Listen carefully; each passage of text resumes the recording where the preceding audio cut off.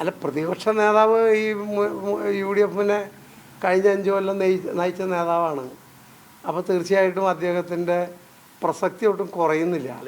അല്ല, ഞാൻ പറഞ്ഞേ, അല്ല, ഞാൻ എല്ലാ നേതാക്കന്മാരുടെയും കൂട്ടു നേതൃത്വമാണ് ഇത് തെരഞ്ഞെടുപ്പിന് നേതൃത്വം കൊടുത്തിട്ടുള്ളത്.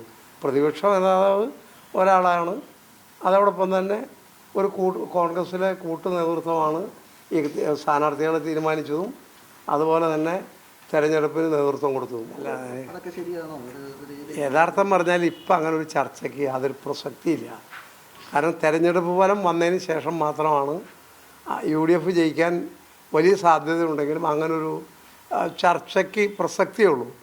പിന്നെ മുഖ്യമന്ത്രിയെ സംബന്ധിച്ച് ആരെങ്കിലുമൊക്കെ ഒറ്റപ്പെട്ട എന്തെങ്കിലും പറഞ്ഞു എന്നുള്ളതിൽ കവിഞ്ഞ് കോൺഗ്രസിനകത്ത് അങ്ങനെ ഒരു ചർച്ച നടക്കുന്നതായിട്ട് എൻ്റെ അറിവിലില്ല.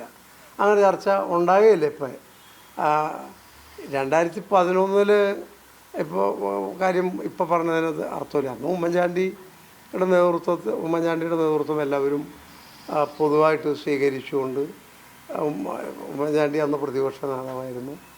അപ്പോൾ ഉമ്മൻചാണ്ടി മുഖ്യമന്ത്രിയാവുന്നുള്ളൊരു ധാരണ പൊതുവേ ഉണ്ടായിരുന്നു, സമൂഹ മധ്യത്തിലുണ്ടായിരുന്നു. ഈ കോൺഗ്രസിനെ സംബന്ധിച്ചിടത്തോളം CPM നിന്ന് വിഭിന്നമായി CPM-ൽ മുഖ്യമന്ത്രി സ്ഥാനാർത്ഥി അല്ലെങ്കിൽ പ്രതിപക്ഷ നേതാവ് ആകാൻ പോകുന്നതാണ്. ഒന്നിൽ കൂടുതൽ പേരുകൾ പറയാനില്ല. അവിടെ അവരുടെ പാർട്ടിയുടെ പോളിറ്റ് ബ്യൂറോ അല്ലെങ്കിൽ സെക്രട്ടേറിയറ്റോ കൂടി തീരുമാനിക്കും. അതാണ് അവരുടെ രീതി. രണ്ടാമതൊരാളെ പറയാനുണ്ടോ? അപ്പോൾ കൈലിക്കാരോട് എന്ന് ചോദിക്കുക, രണ്ടാമതൊരാളെ പറയാനുണ്ടോ? വേറൊരാളുടെ പേരും പറയാനില്ല. കോൺഗ്രസിനെ സംബന്ധിച്ചിടത്തോളം കോൺഗ്രസ്സിൽ മുഖ്യമന്ത്രിയാകാൻ യോഗ്യരായ ആളുകളും പ്രാപ്തരായ ആളുകളും പൊതു അംഗീകാരമുള്ളവരായ പല പേരുകളുമുണ്ട്. പക്ഷെ അതിനകത്ത് ഞാൻ നേരത്തെ പറഞ്ഞ ഒരു മാനദണ്ഡത്തിൻ്റെ അടിസ്ഥാനത്തിൽ ആയിരിക്കും നേതൃത്വം ഒരു തീരുമാനമെടുക്കുന്നതെന്നാണ് ഞാൻ കരുതുന്നത്.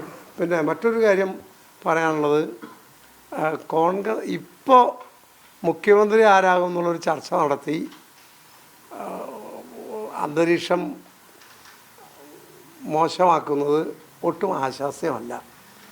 അതിന് കാരണം 10 കൊല്ലമായി ഇടതുമുന്നണി ഭരണം കേരളത്തിൽ നടക്കുകയാണ്.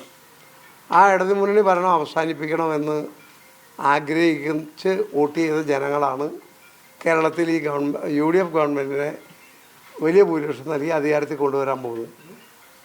അത്തരം ജനങ്ങൾക്കോ കഴിഞ്ഞ 10 വർഷമായി പൂച്ചട്ടിക്ക് തലയ്ക്കടി കൊണ്ട പ്രവർത്തകർക്കോ ഒരിക്കലും ഇങ്ങനൊരു ചർച്ച ഉണ്ടാകുന്നത് താല്പര്യമുള്ള വിഷയമല്ല. അവർ ആഗ്രഹിക്കുന്നില്ല. ജനങ്ങൾക്കത് വലിയ വേദന ഉണ്ടാക്കുന്നതാണ്. അതുകൊണ്ട് ജനങ്ങളെ വേദനിപ്പിക്കുന്നതും പ്രവർത്തകർക്ക് പ്രയാസം ഉണ്ടാക്കുന്നതുമായ ഒരു ചർച്ചയും ആശാസ്യമല്ല. ഈ തുടർഭരണം എന്നൊരു സർക്കാർ, ആ സർക്കാർ വീണ്ടും ഭരണത്തിലേക്ക് കയറുമെന്ന ഒരു ഘട്ടത്തിലേക്ക് എത്തുമ്പോഴാണ് പ്രതിപക്ഷത്തെ എല്ലാം ഏകോപിപ്പിച്ചുകൊണ്ട് VD സതീശൻ നേതൃത്വം നൽകുന്നതുകൊണ്ട് ഇപ്പോൾ ഈ തെരഞ്ഞെടുപ്പിനെ നയിച്ചത്.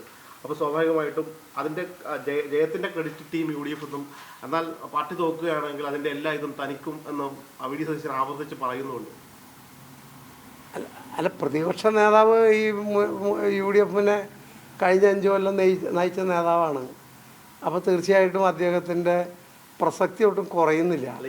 അല്ല, ഞാൻ പറഞ്ഞേ, അല്ല, എല്ലാ നേതാക്കന്മാരുടെയും കൂട്ടു നേതൃത്വമാണ് ഇത് തെരഞ്ഞെടുപ്പിന് നേതൃത്വം കൊടുത്തിട്ടുള്ളത്. പ്രതിപക്ഷ നേതാവ് ഒരാളാണ്, അതോടൊപ്പം തന്നെ ഒരു കോൺഗ്രസ്സിലെ കൂട്ടു നേതൃത്വമാണ് ഈ സ്ഥാനാർത്ഥികളെ തീരുമാനിച്ചതും അതുപോലെ തന്നെ തെരഞ്ഞെടുപ്പിന് നേതൃത്വം കൊടുത്തതും. പല നേതാക്കന്മാരുമുണ്ട്, നിങ്ങൾക്ക് തന്നെ അറിയാവുന്ന ഒരുപാട് നേതാക്കന്മാരില്ലേ. എല്ലാവരും കൂടി കൂട്ടായിട്ട് ഒരഭിപ്രായം. അല്ല, ഞാൻ പറഞ്ഞേ, നേതൃത്വ നിരയിൽ യാതൊരു അഭിപ്രായ വ്യത്യാസമില്ല. നിങ്ങൾ ഉദ്ദേശിക്കുന്ന പോലെ ഇതൊരു തമ്മിലടിച്ച് കലുഷിതമാകുന്ന ഒരന്തരീക്ഷവും കോൺഗ്രസ്സിലുണ്ടാകില്ല.